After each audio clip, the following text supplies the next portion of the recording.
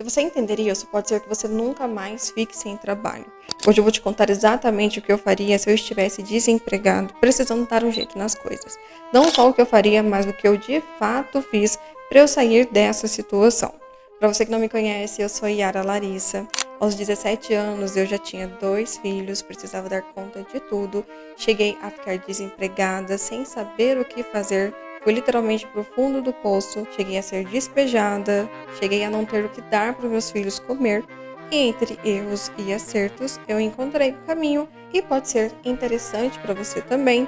Então deixa eu saber que você está por aqui, comentando #uma xicarazinha de café aqui nos comentários. Bom, por já ter passado por essa situação, eu escolheria um problema hoje para resolver. Eu entregaria uma solução para o mercado, porque o mercado funciona assim e quem resolve o problema não fica sem oportunidade. Isso você vai ouvir muito aqui no canal, porque eu defendo muito isso, porque depois de entender isso foi que eu nunca mais passei por dificuldades, que eu nunca mais fiquei sem trabalho, fiquei sem renda. A gente não é especialista nessa área, né? E tá dando tudo certo, então a gente tá bem feliz. Deus prepara tudo, eu sei que um dia chega a minha vez. E diante a tudo que eu passei então, eu de fato escolheria uma solução para entregar por mercado e de preferência com fluxo de caixa recorrente para garantir uma certa estabilidade para que as minhas necessidades básicas não faltem e dessa forma eu conseguiria ter um pouco mais de clareza para escalar, para chegar no trabalho talvez que eu queira, ou na profissão que você queira, ou no curso que você quer fazer. Tendo ali a necessidade básica garantida, você não precisa se preocupar tanto com isso, você de fato precisa se preocupar em escalar um pouco mais, em aumentar a renda, e você só consegue ter essa clareza, essa previsibilidade garantindo a necessidade básica. Isso porque quando a gente passa por desafios, né, quando a gente se encontra em desafios, a gente tende a olhar mais para o problema ao invés de olhar para a solução. E se você não tem o básico garantido, vai ficar muito mais difícil. Eu falo isso por experiência própria. Eu vou citar o meu exemplo, mas o que você tem a oferecer, a solução que você tem a entregar pode ser totalmente diferente, mas eu quero que você entenda que, assim como entender que você pode entregar uma solução, é importante você entender também os mercados para quem você vai oferecer essa solução. Então, por exemplo, vou citar aqui a minha profissão, redatora, roteirista, que eu comecei sem ter experiência nenhuma, que eu comecei entendendo isso aqui que eu estou te falando agora, tá bom? Então, primeiro, eu identifiquei que eu conseguiria fazer muito bem uma curadoria de notícias, entendi que eu poderia noticiar muito bem através da minha escrita, então eu identifiquei a minha habilidade, sou muito boa em escrever, adoro escrever inclusive, e então com isso eu percebi que eu poderia me encaixar em um mercado X, que foi no caso o mercado de redatores e roteiristas. Com isso eu entendi que existia uma falta, ou seja, um problema que eu poderia resolver com essa minha habilidade. Então eu identifiquei o mercado, canais de notícias aqui no YouTube, portais de notícias, e foi entendendo essa demanda e a solução que eu conseguia entregar, que eu consegui de fato me encaixar nessas oportunidades, mesmo sem ter experiência nenhuma. E justamente por não ter experiência, se você não tem experiência e é o seu caso, eu criaria um portfólio ou um site para comprovar que eu sei fazer muito bem o que eu estou prestes a entregar para o meu cliente, para uma empresa, para um contratante. Para contextualizar, vou voltar um pouquinho na minha experiência, tá? Na época eu tive muita dificuldade de conseguir uma oportunidade CLT, também por não ter experiência de trabalho. E quando a gente cria um portfólio, quando a gente coloca um pouquinho do que nós oferecemos dentro de um site, de uma página, no momento que um potencial cliente se depara com aquilo, é como se eu estivesse comprovando a minha competência na prática. Então, por exemplo, se você é redator ou roteirista, você precisa colocar dentro de uma página, dentro de um portfólio, textos escritos por você para que esse potencial cliente entenda como é o seu trabalho. Se você é faxineira, você precisa colocar dentro de um site, na página inicial, o serviço que você oferece. Se você já teve clientes, pede para esse cliente te mandar uma mensagem falando do seu trabalho, elogiando o seu trabalho para que você consiga colocar também esse print, essa foto essa referência, digamos assim, né, dentro desse site, dentro do seu portfólio. Se você é eletricista, a mesma coisa. Se você é editor de vídeo, a mesma coisa. Independente da solução que você está prestes a entregar para o mercado, é importante que você tenha um demonstrativo disso. Vou citar um exemplo, tá? Que aconteceu com a gente recentemente. Como a gente está mudando um pouco a linha de conteúdo, a gente está trazendo um conteúdo mais específico, a gente está trazendo um conteúdo mais denso, né? Eu quero trazer um pouco da minha experiência, porque eu também passei por muitas dificuldades, eu consegui sair disso. A gente decidiu que a gente iria contratar um editor. E eu recebo diariamente muitas mensagens de editores de vídeo e a maioria iniciante. Por mais que você seja iniciante, é possível ter um portfólio.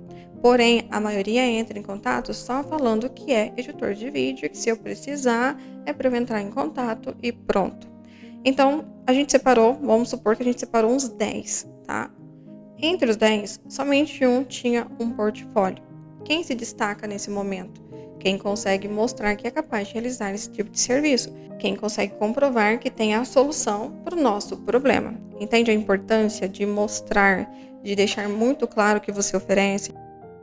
Então, resumindo, eu encontraria um problema, entenderia sobre o mercado que precisa da solução que eu entrego para esse problema. Eu criaria um portfólio para comprovar minha competência, comprovar que eu sou capaz de realizar aquele trabalho. E o último ponto, ao invés de mandar currículos, eu recolheria o máximo de contato possível dentro desse mercado que eu identifiquei que precisa da minha solução e entraria em contato. O mais importante de tudo é que você identifique quem precisa do seu problema, que aí você não precisa convencer a pessoa de que ela precisa do que você tem. A pessoa por si só entende que precisa. Então a pessoa já precisa, já existe ali um problema para ser resolvido. A pessoa só precisa de alguém para resolver e essa pessoa pode ser você. Quando eu falo de entrar em contato, eu não estou falando para você simplesmente ligar para a pessoa de qualquer maneira e falar que você tem a solução para o problema dela. Você pode pegar e-mails. E-mails é um lugar muito importante que muita gente deixa de lado e esquece que existe o e-mail. Mas a gente tende a olhar para o e-mail com mais seriedade, porque geralmente assuntos que estão ali no e-mail são para resolver, são assuntos importantes e por isso eu sempre entrei em contato, sempre dei preferência em entrar em contato por e-mail. E olha só que coisa incrível, né? Quando você tem um portfólio, você não tem concorrentes. Então a pessoa, a partir do momento que entrou no seu portfólio, ela está olhando somente o que você tem a oferecer ali. Diferente de quando, por exemplo, tem uma vaga em qualquer site, você se candidata e está competindo com várias outras pessoas, vários outros currículos ali no mesmo momento. Às vezes a inteligência artificial não identifica o seu currículo como o melhor, entrega um candidato que muitas das vezes nem é o melhor. Porque hoje quem faz essa filtragem nos processos seletivos e tudo mais é a inteligência artificial. Agora, quando você usa um canal como o e-mail para entrar em contato e oferecer um espaço que é só seu, só tem suas informações, só tem o seu contato, só tem o que você tem a oferecer, fica muito mais simples a pessoa entender que você pode ser o que ela precisa.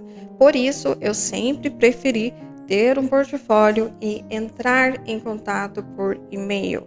A primeira oportunidade que eu tive aqui no mercado foi com atendimento ao cliente e foi através de plataformas freelance, mas foi em oportunidades chatas que ninguém estava querendo, inclusive eu comentei isso no vídeo anterior, depois você vai assistir, eu vou deixar linkado aqui para você, tá bom? Eu conto um pouquinho mais dessa situação, dessa história que eu passei. Mas, a partir do momento que eu entendi que estava tendo muita concorrência, muita competição pelo mesmo serviço que eu queria oferecer, eu comecei a entrar em contato. E, obviamente, deu certo, porque não tinha concorrência. Eu conseguiria explicar facilmente ali para aquele potencial o que eu consigo fazer, o que ele precisa e o que eu consigo entregar. Entende? Fica muito mais simples. Isso que eu estou te falando aqui hoje, eu ainda aplico na minha empresa. Eu identifiquei um problema, eu entrego uma solução.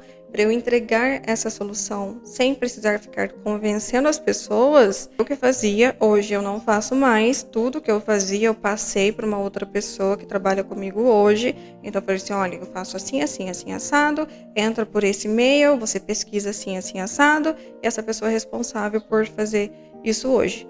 Tudo isso que eu te falei aqui hoje, ela faz pro meu negócio hoje.